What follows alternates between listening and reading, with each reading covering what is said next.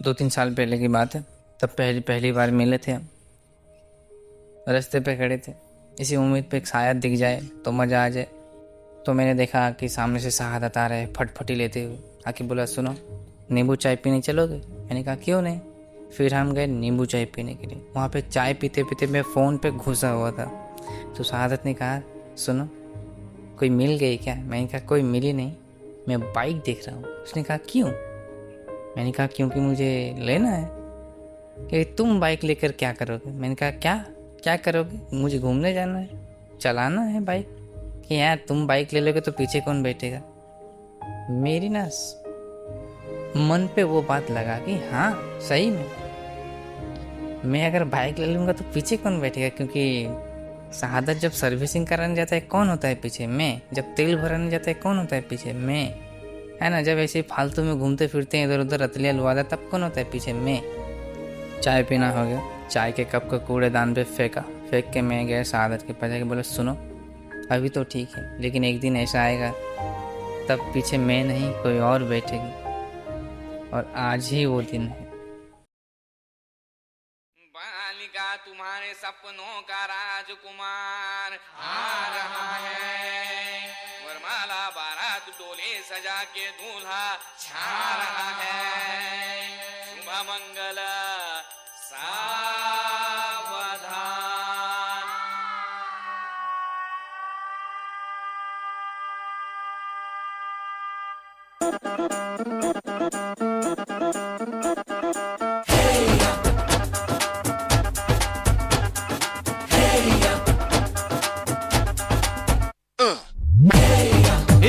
सहरा बांध के मैं तो आया रे, डोली बारात भी साथ में मैं तो लाया रे। ये सहरा बांध के मैं तो आया रे, डोली बारात भी साथ में मैं तो लाया रे। अब तो ना होता है एक रोज इंतजार सोनी, आज नहीं तो कल है तुझको तो बस मेरी होनी रे। दूल्हा बेचारा अभी भी गाड़ी में ही बैठा था, और इधर बाराती ने ऐसी स्पीड लगाई जैसे शादी में नहीं पपेट का फाइनल राउंड चल रहा है। अरे भाई दूल्हे को तो लेके जा, बंदा अभी भी गाड़ी में बैठा है वीआईपी गेस्ट बन के। और ज़रा लाइन से चलो, ऐसे भेड़ बकरियों की तरह क्यों दौड़ रहे हो? खाना कहीं भाग नहीं रहा है, ठंडा भी नहीं हो रहा है इतनी जल्दी, थोड़ा सब्र करो। पहले दूल्हा फिर बारात, ये सीक्वेंस होता है ना। लेकिन यहाँ तो सब प्रायोरिटी सीधा खाने की प्लेट ही लग रही है।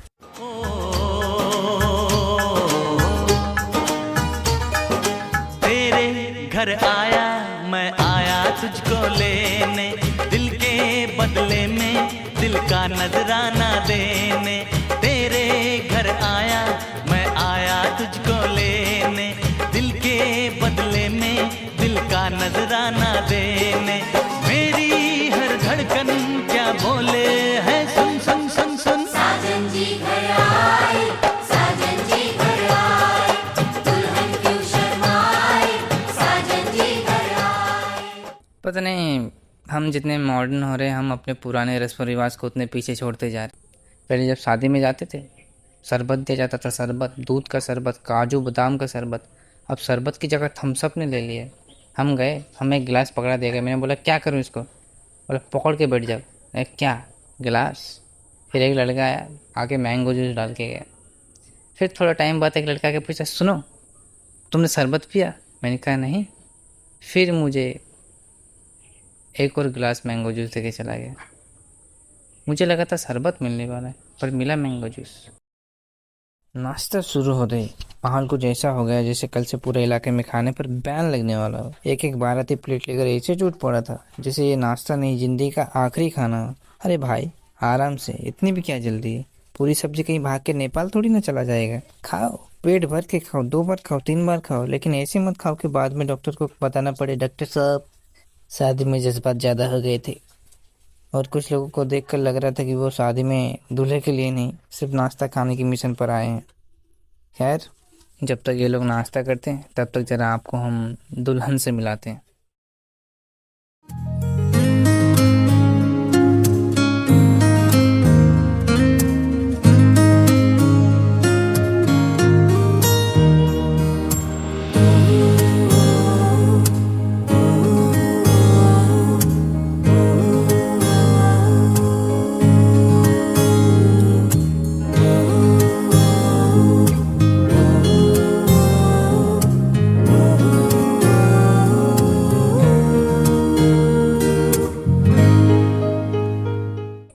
फिर हम नाश्ता करके निकले ही थे कि शहादत ने मुझे कहा, सुनो नाश्ता किया तुमने? मैंने कहा हाँ, वही तो मैं करने आया हूँ, नाश्ता ही तो करने आया हूँ मैं।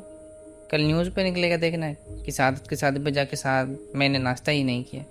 मैंने कहा हाँ कर लिया। उसने कहा कि ठीक है आके बैठो मेरे पास। मैंने कहा नहीं बैठना है मुझे।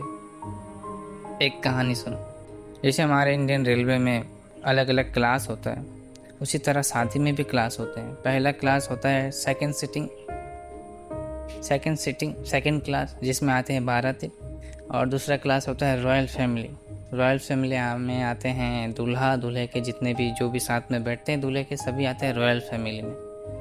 क्योंकि बचपन से देख के आ रहे हैं, दूल्हे के साथ जो बैठते हैं उन्हें अलग ही ट्रीट करा जाता है, अलग ही ट्रीटमेंट मिलता है। जैसे राजधानी में जा रहे हैं और हम शालीमार एक्सप्रेस पे जा रहे हैं, ऐसा हाल है ना। उन्हें मिलता है 4-5 रकम का शरबत, रूह अफ़ज़ा। फिर आता है थाल में, बड़े बड़े थाल में ऐसे चिकन 69, चिकन चिल्ली, है ना, तंदूरी चिकन। ऐसा लगता है किसी राजा के दरबार में आ गए हम, है ना। तो यही बचपन में लालच लगता था देख के कि एक दिन जाएंगे शादी पे, दूल्हे के साथ बैठेंगे तो दबा कर खाएंगे। फिर उम्र के साथ साथ टेस्ट बदलता रहा। फिर बड़े हुए तो अब कुछ और है, तब कुछ और थे। और एक चीज़ होता है दूल्हे के साथ जो बैठते हैं, दूल्हे के साथ जब आप बैठते हैं तो दुल्हन की जितनी भी बहनें होती हैं, कज़न वज़न जो भी दोस्त सभी आते हैं आपको खिलाने के लिए, आपको आके अपने हाथों से शरबत पिलाती है। तो यही मन में होती है कि यार किसी शादी पे जाऊंगा, इसे दूल्हे के साथ बैठूंगा, दूल्हे की कोई साली आएगी आके इसे अपने हाथों से शरबत पिलाएगी, और इन्हीं कई सारे हाथों में से एक हाथ मिल जाए जिन्हें पकड़ कर पूरी ज़िंदगी चला जाए, है ना, चल सकते हैं। यही लालच होता है मन में। इसी उम्मीद के साथ हम अपने भैया की शादी में गए थे कि दूल्हे के साथ बैठेंगे, पर वहाँ पे जितने सारे बहनोई थे सभी ने दखल कर लिया, कब्जा कर लिया। ये बहनोई जो होते हैं ना, ये ना बोलना चाहते कि हम राजा हैं, तुम हमारे प्रजा हो, आओ सालों पैर दबाओ हमारा, हैं, मसाज करके दो, मसाज, सर पे बिठाओ हमें, घोड़े से जाएंगे हम, तुम ऐसे पैदल आओ। ये बहनोई लोग ना कहना चाहते हैं ये जो दूल्हा है ना वो मेरा साला है। तो इसीलिए मुझे बहनों से बहुत नफ़रत है। और ये आशा उम्मीद भी मैंने छोड़ दिया है कि किसी की शादी में जाना है, दूल्हे के साथ बैठना है, ये भी मैंने छोड़ दिया। इसीलिए ना मैं शहजादे के शादी में उसके साथ बैठा, ना ही शहादत के साथ, क्योंकि मैं जाता हूँ शादी पे मज़े करने के लिए। मेरा उद्देश्य कोई रॉयल ट्रीटमेंट पाना या फिर दबा कर खाना नहीं होता है। मेरा एक ही नियम है, जहाँ भी जाओ मज़े करो। इसलिए हम गए नाश्ते के बाद मज़े करने के लिए। अब मज़े मतलब क्या, मज़ा कहीं खरीद के मिलता है? नहीं, मज़ा मतलब यही जो 7-8 लड़के मिलके कहीं खड़े हैं, कहीं बैठे हैं या फिर कहीं जा रहे हैं, है ना, बातें हो रही है, गोलपो हो रहा है, वो अपना कहानी बता रहे हैं, इसी बीच कुछ खच्चर बातें होंगी, जोक मारा होगा, यही होता है मज़ा, इसी में आता है मज़ा। Just chill, chill, just chill. Just chill, chill, just chill. Just chill, chill, just chill. Just chill, chill, just chill. अगर आपको लग रहा है कि ये सारे लड़के गेट के पास बैठकर खाने का इंतज़ार कर रहे हैं तो आप बहुत बड़े धोखे में हैं। ये कोई वेटिंग एरिया नहीं है, ये है स्ट्रेटेजिक ऑब्जर्वेशन पॉइंट।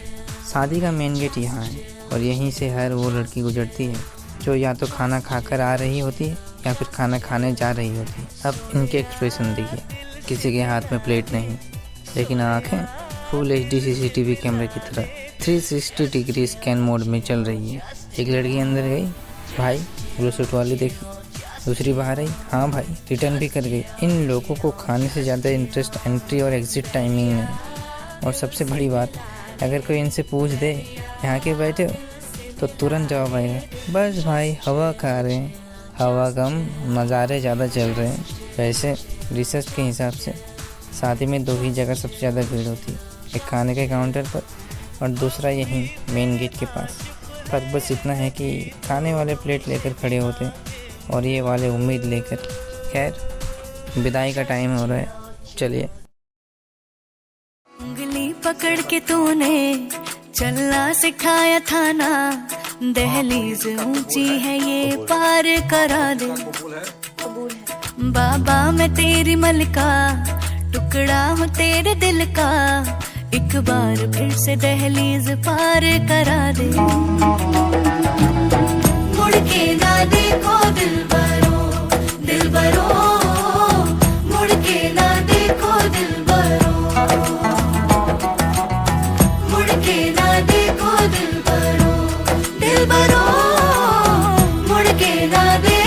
दिलबरो।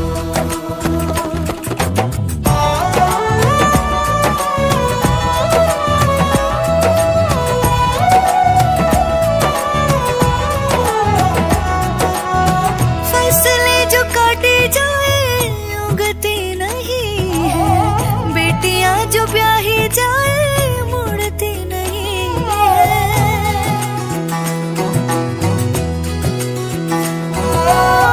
फसलें जो काटी जाए उगती नहीं है, बेटियां जो ब्याही जाए मुड़ती नहीं है। ऐसी विदाई हो तो लंबी जुदाई हो तो दहलीज दर्द की भी पार करा दे। बाबा मैं तेरी मलिका, टुकड़ा हूँ तेरे दिल का, एक बार फिर से दहलीज पार करा दे।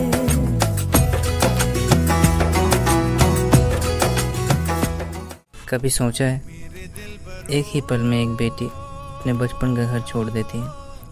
वही आंगन जहाँ उसने पहली बार चलना सीखा, वही दहलीज जहाँ हंसी शरारतें और यादें बसी होती हैं।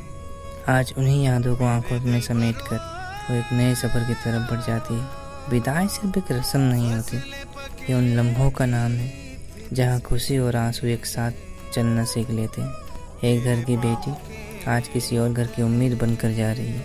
बस यही दुआ है कि उसकी मुस्कान कभी कम ना हो और जिस तरह वो अपने घर को रोशन करती थी वैसे ही अपनी नई जिंदगी को भी खुशियों से भर दे। बाबा मैं तेरी मलिका, टुकड़ा हूँ तेरे दिल का, एक बार फिर से दहलीज पार करा दे।